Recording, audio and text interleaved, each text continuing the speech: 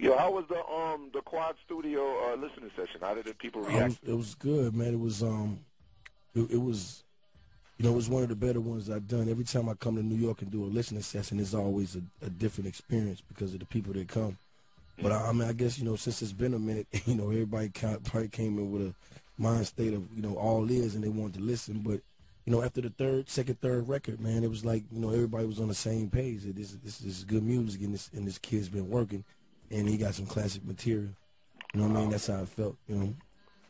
Damn, man. And I heard Irv Gotti was over there. He's really going to be president of Def Jam, or is he? I mean, you know, he got my vote. You know what I mean? Definitely. I heard he has full support of your new album. Yeah, man. You know, Irv, good dude, man. You know, he came through, kicked it. You know what I mean? Shouts out to Irv, Kevin Lyles, the whole fam, the whole team, man. You know, it was a good thing, man.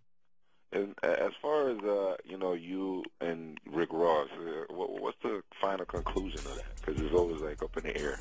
I mean, you know, I'm TN 103. I don't think there's a conclusion to it because it was really never nothing to me in the beginning. You know, I don't need propaganda to sell my records. I never have. Always, you know, did my music. And, you know, when it's album time, people do crazy things, you know? I know that because people always assume that every time when, like, a couple of days before the album comes out, there's, like, a beef record or some stuff like that. You're not involved in that. I mean, I do the grown man business. You know what I mean? I'm a real one. We don't do all that talking, man. That's, you know. He's not banned from ATL or anything like that, right? I mean, not that I know of. Oh, okay. No, but and as far as beef being squashed, or it hasn't even went that far, or there ain't no beef. Period. I mean, I'm a real one, bro. I don't do beef. If it's a problem, let's get to it. Let's get it done. Ain't nothing to talk about. You know what I mean?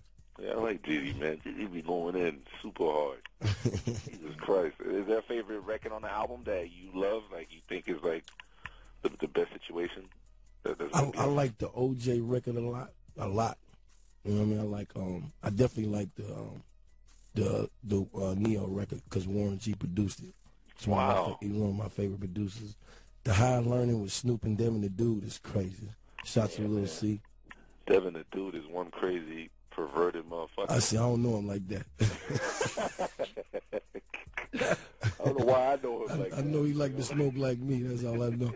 I felt but he killed the record though. You know what I mean? Shouts out to Big Snoop dog. He did his thing. He sounded like, you know what I mean? He sounded like the doggy style Snoop. You know what I mean? That guy.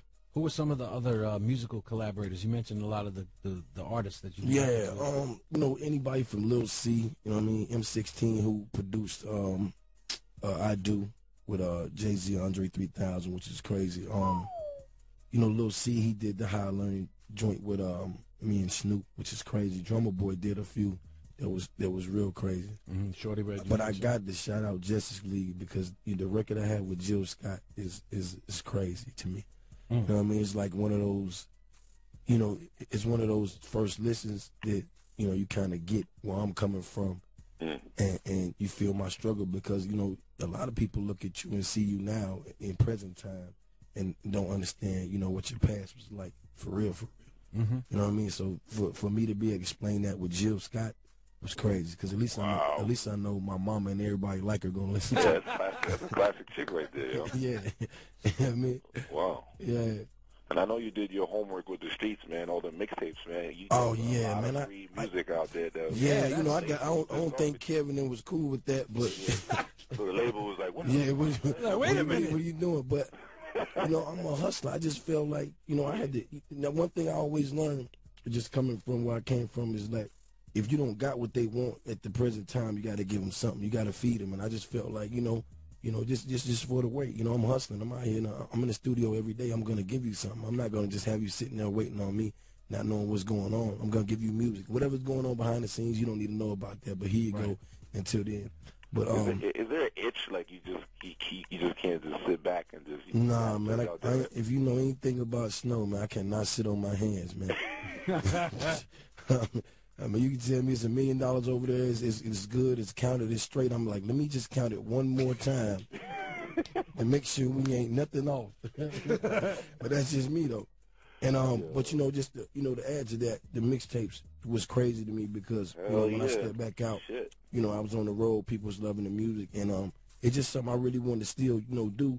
But at the same time, I wanted to grow on my album. You know what I mean? I wanted to show the growth, show people, okay, this is where I'm at right now. This is where we need to be going. You know what I'm saying? Like I said, you know, when it comes to that, I'm a leader.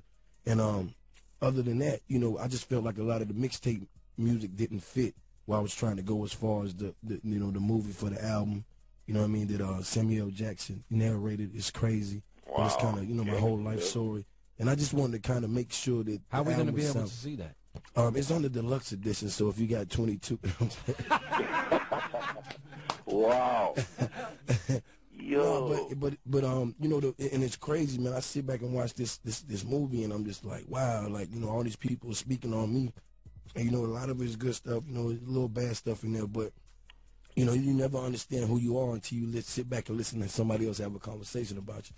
Wow. And just to have, you know, Samuel just talk about, you know, my mom's, me, some of my homeboys. I know he shouldn't know. Right. You know what I mean? It was just, it's a beautiful thing, man. I ain't a movie star yet, but I feel I'm on my way. We interviewed him before. He's like the coolest. Oh, no, man. The first thing Samuel said to me when he saw me, he was like, yo, Jeezy. He said, yo, I played the words off of Trap or Die. You got another one for me? Wow. I couldn't believe it. I was just like, what? He was like, yeah. Fuck out of here, oh, man, come on, man.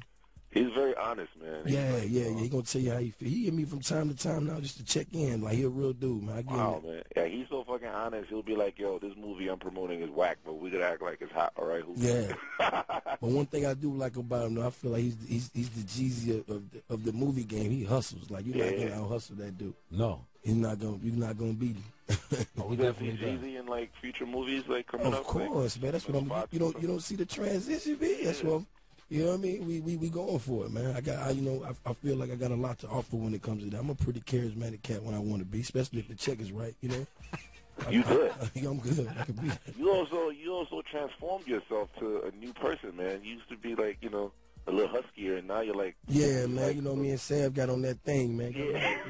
We got right. We good money over here, B. But yeah, it's all of Atlanta. Yeah. Because I saw Greg Street a couple weeks ago up here. Yeah.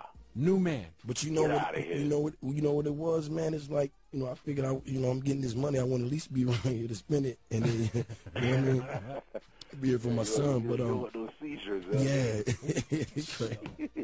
Yo, what's wrong with you, dog?